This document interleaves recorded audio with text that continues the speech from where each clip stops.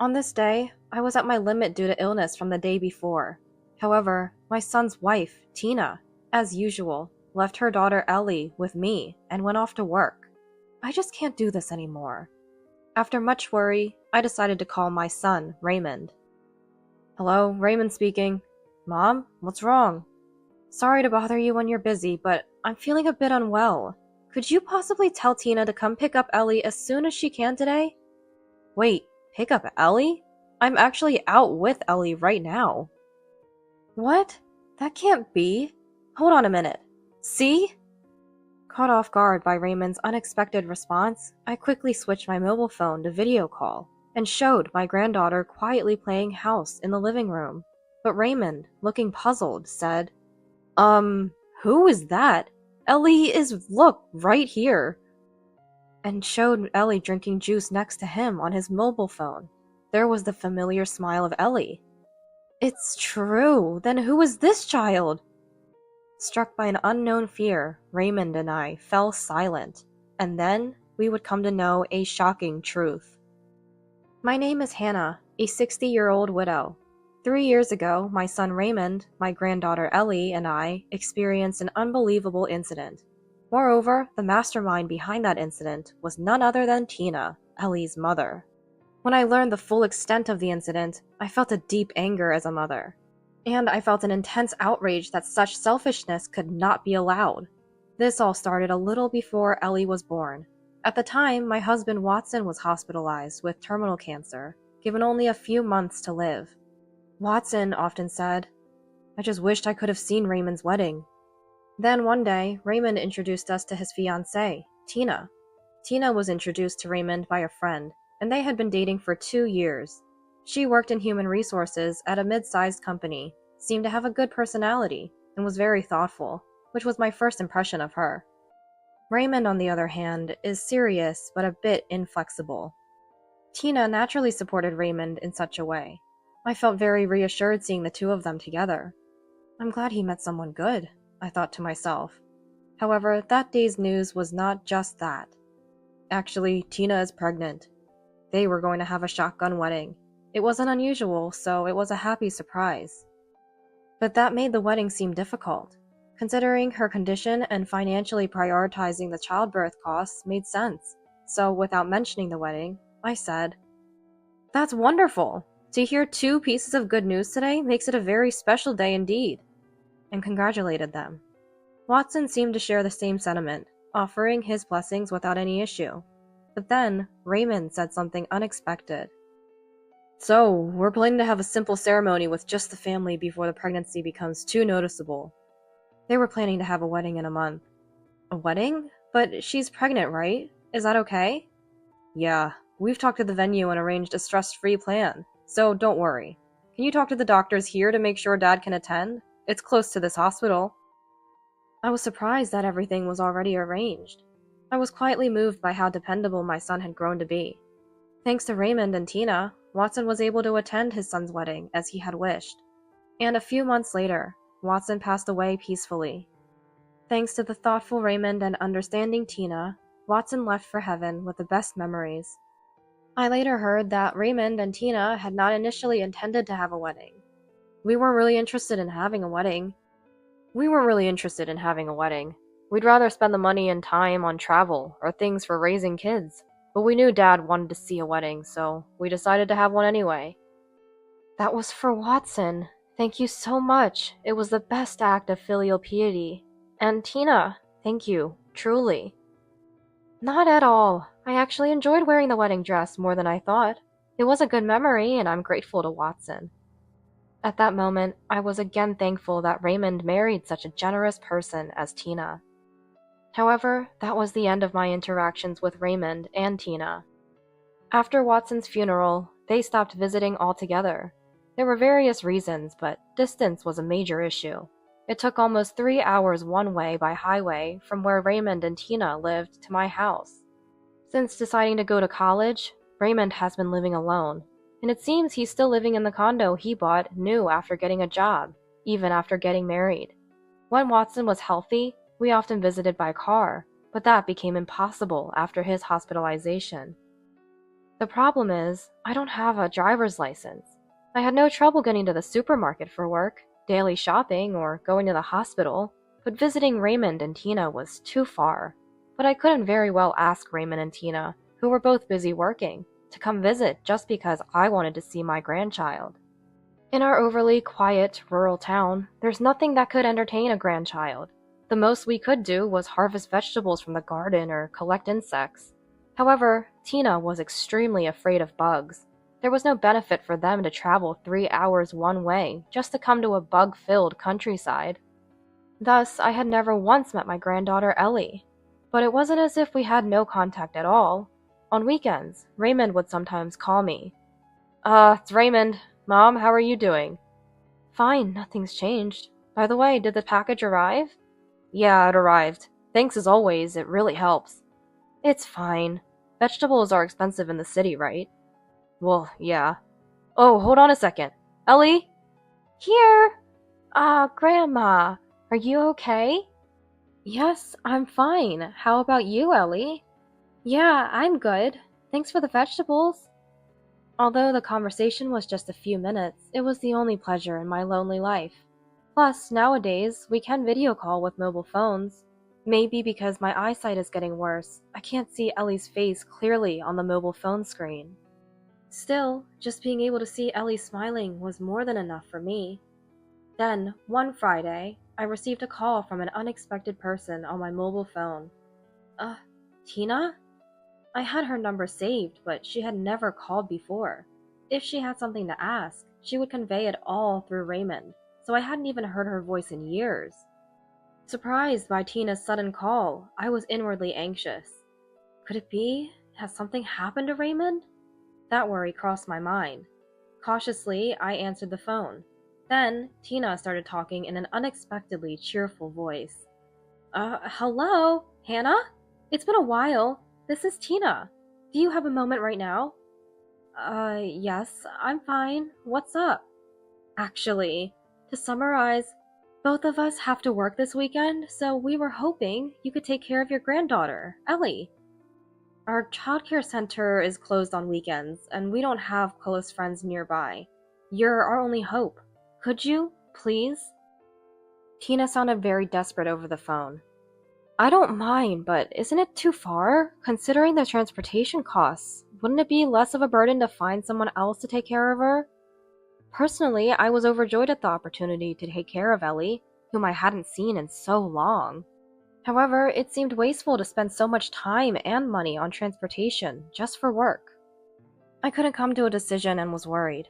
Sensing my hesitation, actually, there's a branch of our company in the city where you live, Hannah. I'll be going there for help this time, so the company will cover the transportation costs, Tina said in an oddly cheerful voice. And then, once more, Ellie has been wanting to see you for a long time, too. Please think of it as helping us out, she pleaded again. If that's the case, alright, I'll take care of her at my place. I agreed to take care of Ellie for the weekend, defeated by the words that Ellie wanted to see me. Tina was overjoyed, even through the phone. And the next moment, she said something unexpected. Thank you, then I'll bring her over tomorrow. Tomorrow? The next morning, true to her word, Tina brought Ellie to my house. Ellie seemed a bit out of it, probably from waking up early and the long journey. These are Ellie's clothes and lunch. She's wearing regular pants, but sometimes she wets the bed, so please put a diaper on her just before nap time. She has no allergies, so you can give her any snacks.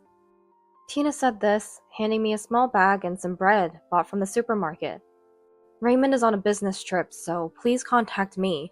Ellie, wait here, playing with Grandma. I'll come to pick her up by evening. She explained everything in a matter-of-fact tone, then left the house without looking back. Ellie, are you tired? Want to take a break? When I asked, Ellie silently shook her head no. How about we watch TV together? With the visit being so sudden, I hadn't prepared any toys for children, so we spent the day watching TV, taking walks and drawing to get by. Although initially puzzled, the time spent with my long-awaited granddaughter turned out to be very enjoyable. However, Ellie hardly spoke that day. She was very chatty and laughed a lot on the phone. I wonder what happened. Also, her hair seemed a bit shorter than I remembered. The atmosphere was somehow different from when we talked on the phone. I guess you never know until you meet in person. She was quite different from what I imagined. At that moment, I felt a strange sense of discomfort. However, I chalked up this discomfort to the tension of a 3-year-old suddenly being pulled away from her parents and didn't pursue it further. If only I had been more vigilant at that time, perhaps Ellie and the others wouldn't have had to suffer. From that day on, Tina began dropping Ellie off almost every week. I blame myself for not verifying, but I honestly didn't expect the work to be so frequent, and I was quite perplexed. Moreover, Tina completely ignored my schedule and physical condition, forcibly leaving Ellie behind. "You're not feeling well. It's okay, you can rest. Ellie can stay quiet as long as she has TV. Ah, you have an errand? Then please leave her until you're back. There are no thieves in the countryside, so it's fine, right?" Against Tina's selfish arguments and nonsensical reasoning, I repeatedly asked to discuss the days she would bring Ellie in advance. However, Tina would evade the conversation, and in the end, "I'm really sorry for always being so demanding, but it helps us out a lot. Thank you," she would always say. And the next week, as if nothing had happened, she would drop Ellie off again. To Tina, I must have seemed like a convenient, free daycare. That's why my schedule and plans didn't matter to her at all. I was furious at Tina's selfish behavior and considered taking drastic measures. Maybe I should just go out early in the morning and stay out all day on weekends. But the thought of something happening to Ellie scared me, and I never went through with it. That's how careless Tina was with Ellie. Maybe I should talk to my son Raymond about it. I had thought that as well, but that too ended up being just a fantasy. After all, Raymond and Tina were busy working on weekends, which is why they sought my help in the first place. Bringing up a mother-in-law and daughter-in-law conflict seemed like it might not be the best idea. It could even result in losing my time with Ellie, which I wanted to avoid at all costs. I wanted to see Ellie, so I wanted to avoid the worst-case scenario. But I couldn't go on like this. I felt like I was lost in a maze with no way out. And with each weekend, my feeling of dread grew.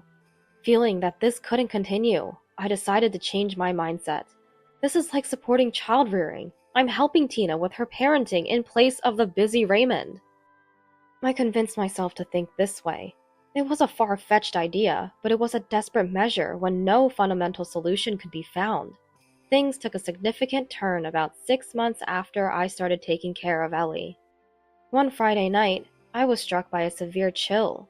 Tentatively, I measured my temperature and found it was nearly 100 degrees Fahrenheit. I immediately called Tina. Tina? I've come down with a fever. I'm really sorry, but I can't take care of Ellie tomorrow. My apologies." "Is that so? Understood. Take care." Expecting complaints due to the sudden notice, I was surprised by her brisk response. But at that moment, I was in such physical discomfort that, despite her forceful ways, she's still a good person at heart. That's reassuring. I felt more relieved than anything, so I didn't question the brief and straightforward exchange with Tina. After hanging up, I searched through the medicine box for a fever reducer, but unfortunately, I was out of medicine that day. Just my luck. If I can move tomorrow, I'll have to go buy some medicine. To stave off the intense chills, I piled on a ton of jackets and made my way to bed with unsteady steps. Despite being so bundled up, it took a while to fall asleep due to the chill coming from inside my body. Thinking that tomorrow would be a rare day off, I didn't feel any rush or anxiety. Though my body felt heavy and painful, my mind was surprisingly light. However, the next morning, Tina and Ellie showed up at the usual time. Thinking they wouldn't come, I was startled awake by the persistent doorbell ringing. Then, with disheveled hair and looking like a snowman, I cautiously opened the front door. "Good morning! Thank you for today as well." There stood Tina and Ellie, prepared as usual, just like any other day. Is Tina suffering from memory problems?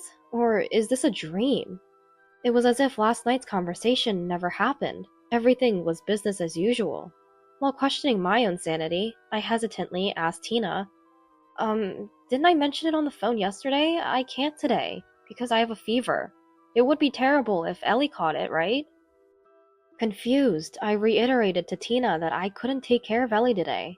However, Tina said, "As I've said before, it'll be fine if you just let her watch TV. Man, it's too late for you to be saying this now. I'll be late for work. Please take care of her. And she left Ellie at the doorstep and left. Shocked by her selfish and forceful behavior. Wait, Tina! Enough is enough! I couldn't help but yell after the departing car, but Tina didn't return. Feeling dejected, I turned to Ellie, who was standing quietly at the entrance, and said, I'm sorry for raising my voice. Did I scare you? Let's go inside for now, okay? And we went back inside. The chills had somewhat subsided, but the headache was severe. I thought about going back to sleep or buying some over-the-counter medicine, but with Ellie in the house, neither seemed feasible. By this time, lunch preparation had also become my sole responsibility. There was no way I could cook in my condition. After much deliberation, I decided to call Raymond. Hello, Raymond speaking. Mom, what's up? Sorry to bother you when you're busy. I'm feeling a bit under the weather. Could you tell Tina to come pick up Ellie as soon as possible today? Wait, pick up Ellie? I'm actually out with Ellie right now. What? That can't be. Hold on a moment. Look! Surprised by Raymond's unexpected response, I hurriedly switched my mobile phone to video call and showed Ellie, quietly playing house. But Raymond, looking puzzled, said, who's that? Ellie is, look, right here. And showed Ellie drinking juice next to him on his mobile phone. Ellie waved innocently with her usual smile. I don't feel any discomfort in that appearance.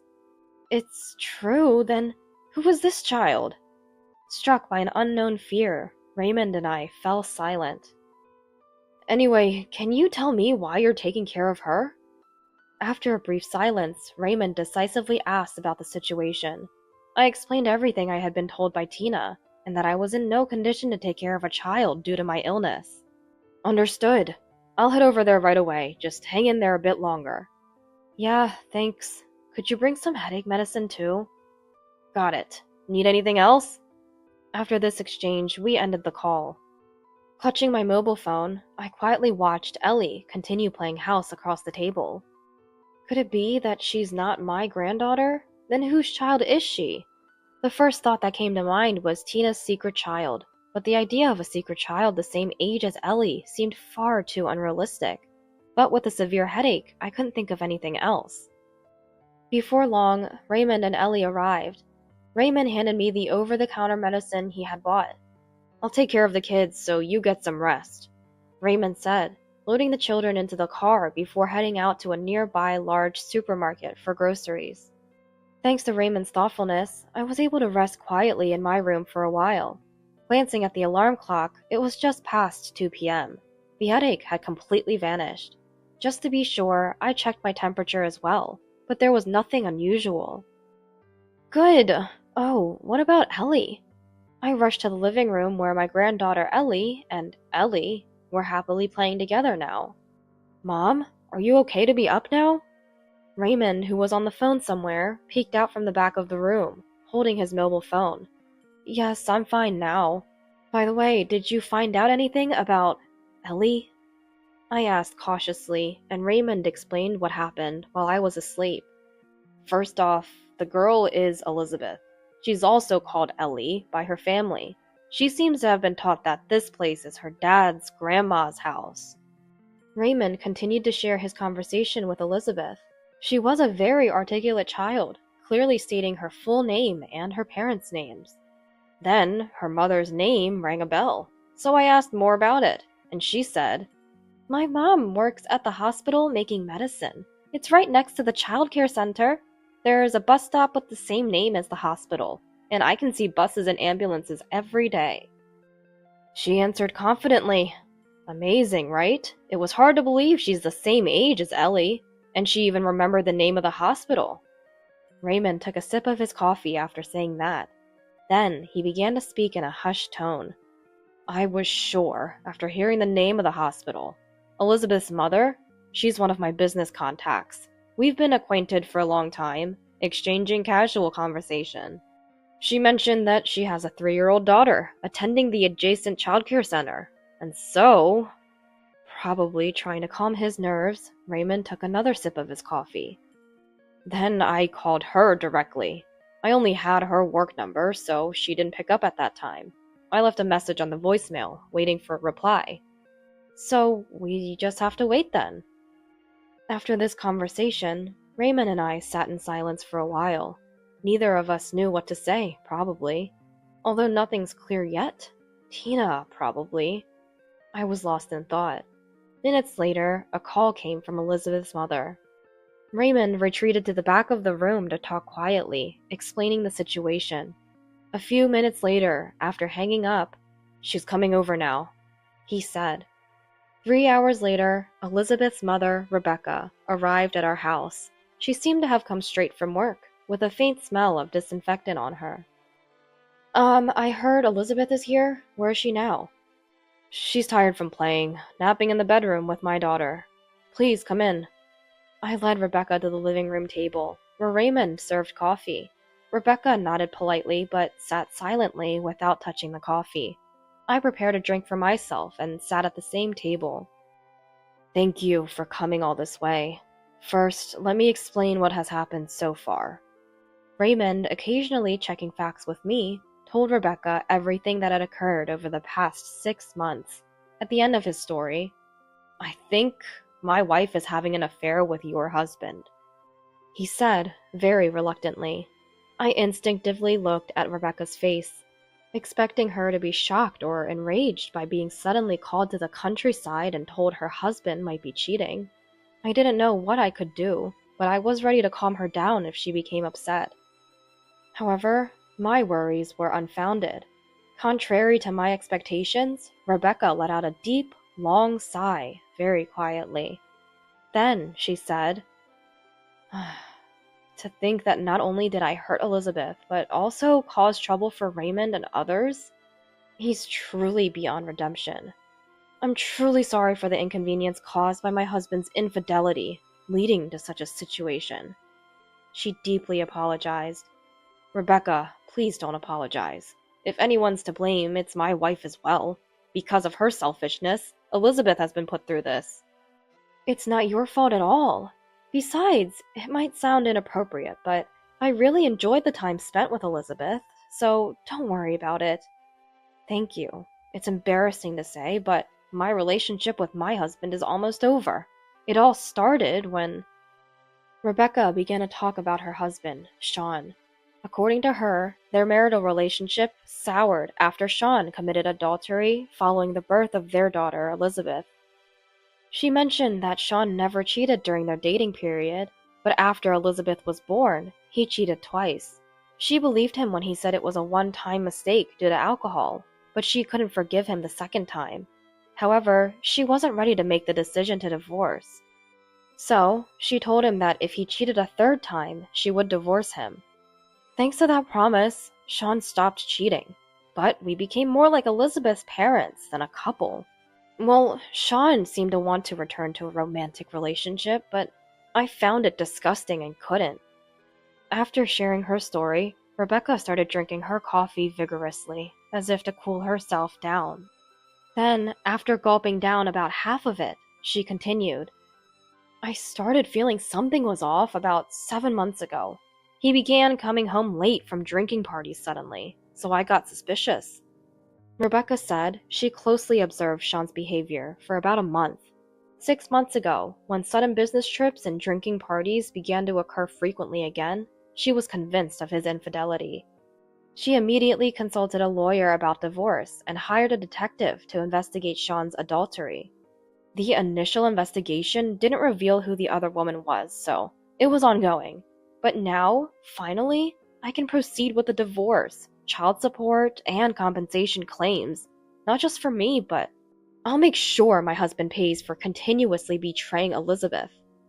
Rebecca's eyes showed strong anger and determination. "Rebecca, may I ask you something?" Raymond, who had been quietly listening, asked with a thoughtful expression. "Yes, what is it?" "Most of the evidence for the adultery is in place, right?" "Yes, now it's just a matter of informing him and discussing it through lawyers."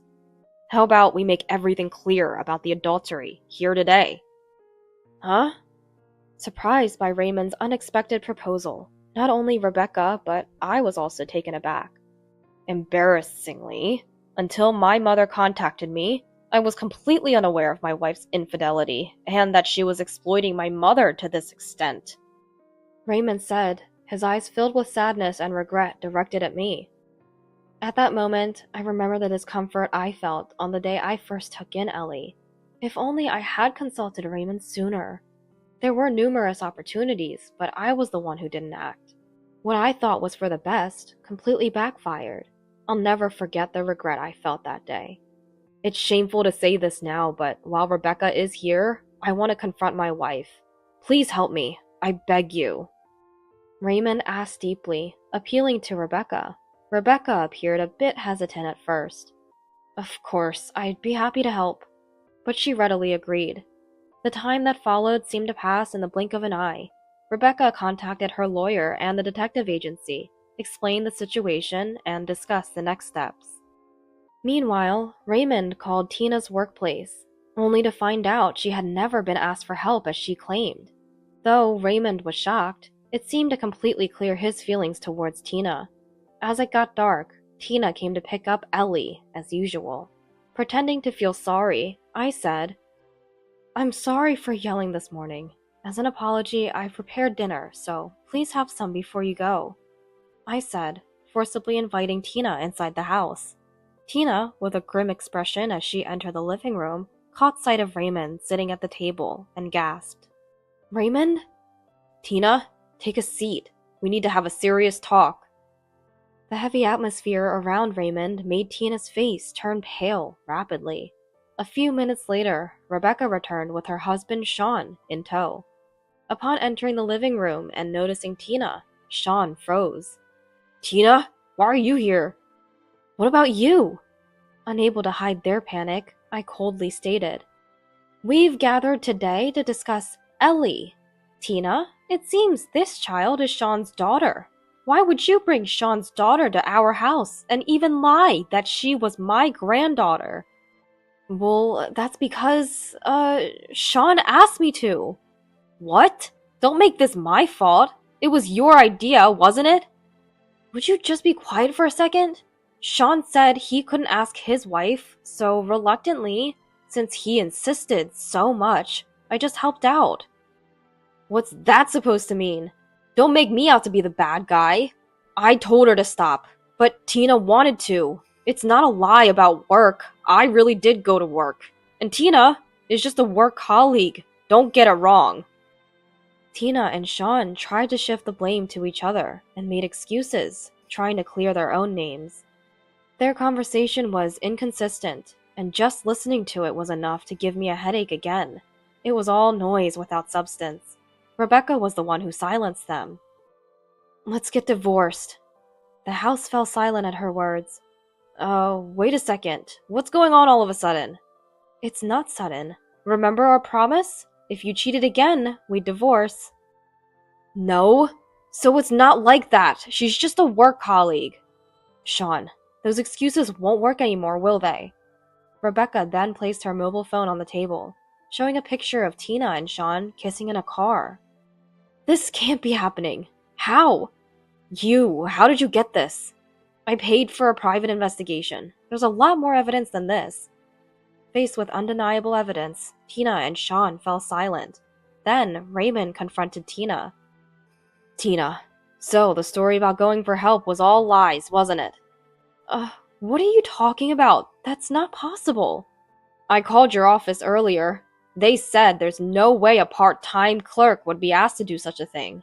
And the training to become a full-time employee was also a lie, wasn't it?" That is..." Tina was speechless, looking down for a while. A heavy silence lingered for minutes. What's going to happen now? Unable to see the future, all I could do was silently observe. Fine. Yes, it's all lies. Everything about Ellie, the work, all of it was just to make time for Sean. So what, are we getting divorced?" Tina's unexpectedly cheerful voice broke the silence in the living room. Admitting everything, Tina's attitude was defiant, as if she was a completely different person. "I've always liked Sean's type. Raymond has a nice apartment and a good salary, but he lacks charm, you know? It's just different. It's a stable life, but it lacks excitement." Tina expressed her dissatisfaction with Raymond and her affection for Sean without any sign of remorse. Raymond is serious, right? At first, I thought that was a good thing, but it's just boring. Sean, on the other hand, is my type, and he's fun to be around. Plus, he always thinks of me. I'd do anything for Sean. Tina smiled at Sean like a girl in love, betraying her family and husband without any guilt. From the strange appearance, Tina thought that her marriage to Raymond was already over, and using this discussion as an opportunity, she's probably thinking of starting a new life with Sean. Seeing Tina smiling so happily, Raymond and I were too stunned to say anything. How can she say such things after betraying her family? My head was filled with disbelief. However, Sean's unexpected response shattered Tina's smile. Stop joking around. The only one I love is Rebecca. Rebecca, I was wrong. I'll change for real this time. So please don't divorce me. Ignoring Tina, Sean pleaded for Rebecca's forgiveness. However, Rebecca's feelings were unchanged. Despite Sean's desperate attempts to win Rebecca over and avoid divorce, Tina, with a flushed face, What? Love is supposed to be with me, right? We even made marriage promises. Weren't you going to sweet-talk your wife? Erupted. I would never marry someone like you. It was just more convenient to schedule office affairs, just playing around. Thinking it was serious is crazy. Sean coldly dismissed Tina. Then, once again, he implored Rebecca to reconsider divorce. Learning of Sean's true nature, Tina became even more enraged. Her loud arguments and insults towards Rebecca and Raymond, and her escalating anger. Eventually, woke up Ellie and Elizabeth, who had been napping, causing chaos in the house. Faced with the children's cries and Sean's cold retorts, Tina's anger reached a boiling point, leading her to yell at the children. Be quiet! We're having an important conversation here! Shut up! Exposed to such unjustified and selfish rage, the children cried even louder. It was then that the usually mild-mannered Raymond, Don't yell at the kids! Yelled at Tina with unprecedented force. Overwhelmed by Raymond's presence, Tina finally quieted down. Raymond, while holding a sobbing Ellie, stated firmly, Tina, Sean, we'll discuss the future at a later date. For now, please leave. And expel the two of them. Overpowered by Raymond's determination, Tina and Sean left, bickering with each other. Though the discussion turned out to be incredibly tumultuous, it was good to clarify the adultery. That evening, I finally had dinner with my real granddaughter. Despite the previous upheaval, we enjoyed a peaceful and happy time together. Later, discussions for divorce took place involving both families. With Rebecca and Sean signing an agreement and Tina expressing her intention to divorce, the divorce was finalized swiftly. Ellie's custody was granted to Raymond, as Tina relinquished her parental rights. Raymond had intended to gain custody from the start, so he was relieved. Although there were some disputes over alimony and compensation, the payments were made in full, without significant reductions. Tina quit her part-time job afterward. Somehow, the news of her affair with Sean and the deception involving the fake daughter spread throughout her workplace. She faced cold stares from her colleagues and even earned an unflattering nickname. Sean also faced repercussions at work due to the affair becoming public, resulting in a demotion. Furthermore, Tina, unable to let go of Sean, turned into a stalker, leading to police involvement, as Rebecca shared. Rebecca herself left her hospital job to take over her family's pharmacy, moving back to her parents' home. Her parents were delighted to live with Elizabeth, as Rebecca had struggled to visit home due to her demanding job at the hospital. As for me, this incident dramatically changed my life. I sold my longtime home to move into a new house Raymond had bought. Now I live a new life with my real granddaughter. Ellie enjoys my country-style cooking. Grandma, this is delicious too. I love all of Grandma's food, saying, and she quickly grew attached to me, thanks to our frequent phone calls before the move. Now, Ellie is in elementary school. Sending her off to school every morning has become my daily routine. During the day, I enjoy gardening in the small yard of the house Raymond bought. I can live this peaceful life thanks to Raymond. I am grateful for my calm and happy life, quietly wishing for Raymond to find happiness with a new partner.